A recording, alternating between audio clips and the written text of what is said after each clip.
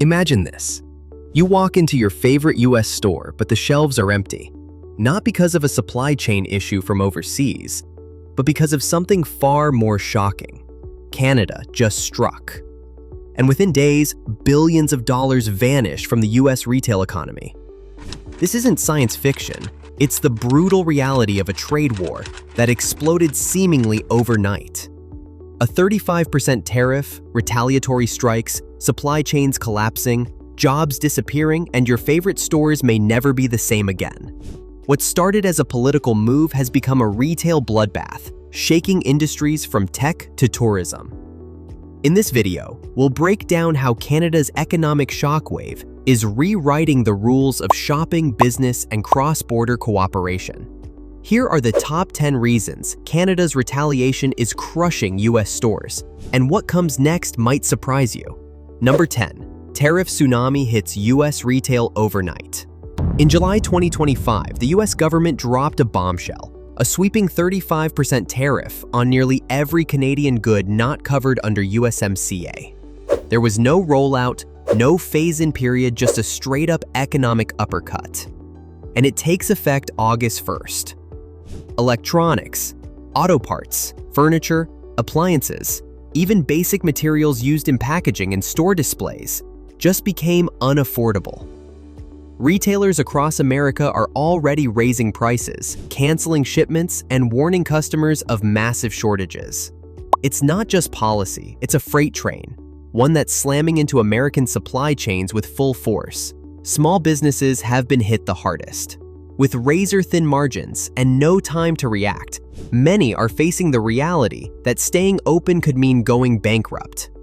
This tariff shock isn't just economic, it's personal, and it's just getting started.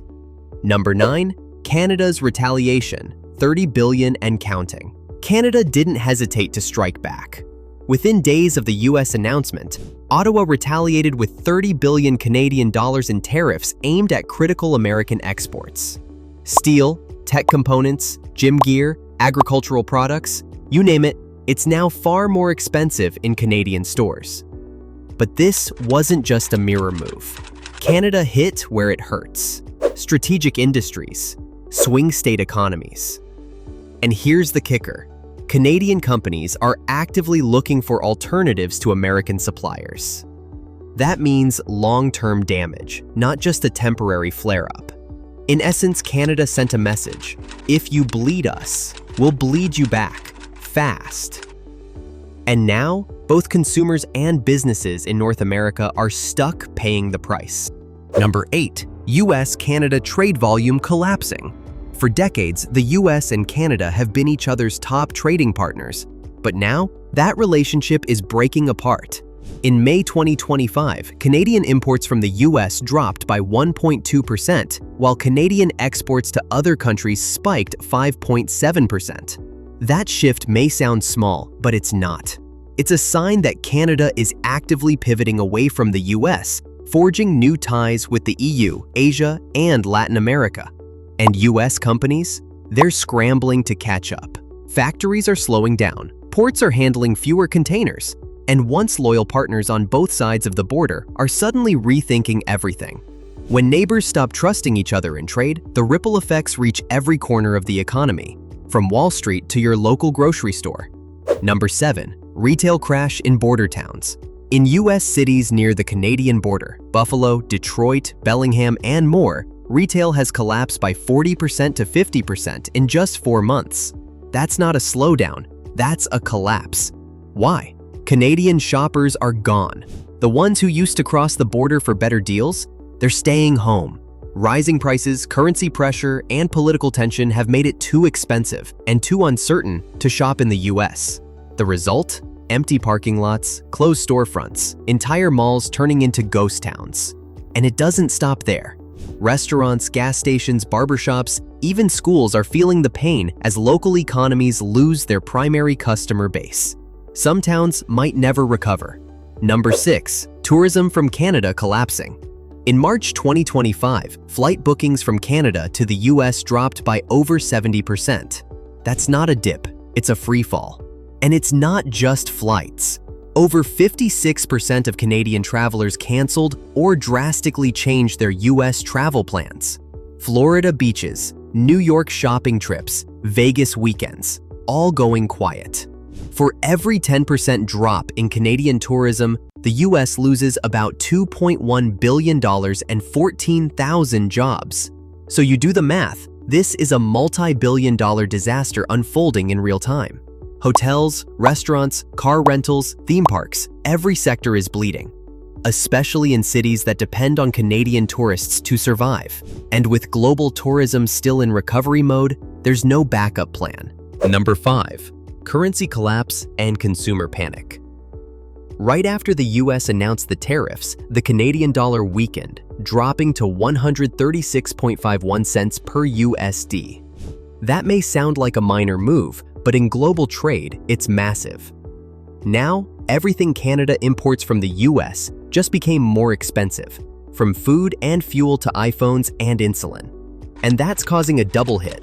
Canadian consumers are spending less. Canadian businesses are paying more. Add tariffs to the mix, and it's a recipe for inflation, shrinking margins, and empty shopping carts. But here's the twist.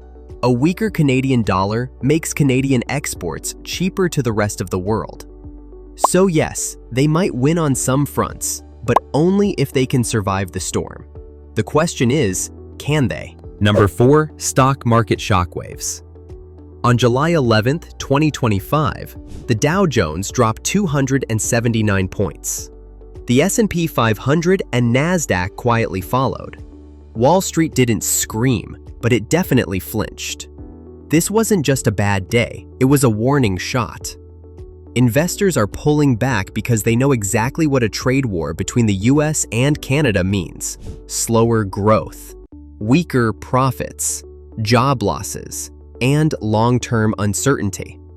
Companies tied to manufacturing, energy, and cross-border retail are already slashing budgets, freezing hiring, and postponing launches. And when confidence dries up on Wall Street, it trickles down into hiring, investment, and everyday American wallets. This isn't just a border issue, it's a national one. Number 3. Supply chain disasters in key sectors. Lumber, dairy, and automotive industries are in full crisis. Canadian lumber is facing sky-high tariffs, which means US construction costs are spiking. Housing delays, higher prices, canceled projects. Dairy farms are slashing prices just to keep contracts. Some are already shutting down. And automakers? They're on the brink. US-Canada auto parts cross the border multiple times before they hit assembly line. Factories are pausing. Delivery schedules are wrecked. Workers are being laid off. The longer this lasts, the more companies will pull out permanently, reroute supply chains, and abandon North America for cheaper, stabler options overseas. And once those jobs leave, they don't come back. Number 2. 1 million jobs at risk. Economists now warn over 1 million Canadian jobs are at risk immediately. That's in manufacturing, agriculture, exports, and transportation. But the pain doesn't stop at the border. In the US, border towns, trucking hubs, and major ports are already laying off workers. Factories are downsizing. From Michigan auto plants to New York shipping yards, the warning signs are flashing red. And this is more than just numbers. These are families, people with mortgages, kids in school. This isn't a slowdown, it's a potential collapse. And the deeper the cut, the longer it takes to heal. Number 1. Permanent trade realignment has begun. Here's the biggest danger of all. Canada is moving on. Canadian companies are forming new trade alliances with Europe, Asia, and Latin America. New shipping routes, new regulations, new partners. But if Canada succeeds, the US loses more than a trading partner.